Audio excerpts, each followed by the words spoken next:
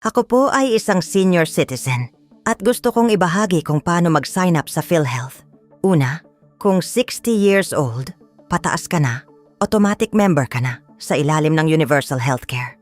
Pero importante pa rin na naka-register at may record ka sa system. Step 1, pumunta sa pinakamalapit na PhilHealth office o sa inyong local health center. Pwede rin sa city o municipal hall na may PhilHealth desk. Magdala ng valid ID at senior citizen ID.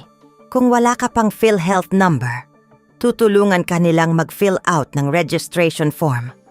Kapag may existing PhilHealth number ka na, ipa-update mo ang iyong impormasyon tulad ng address at contact details para siguradong tama ang records mo. Pagkatapos ma-process, bibigyan ka ng PhilHealth Member Data Record o MDR. Itago mo ito dahil kakailanganin mo yan kapag gagamit ka ng benepisyo sa ospital. Ganun lang kasimple. Huwag mahiyang magtanong sa health center. Nandyan sila para tumulong.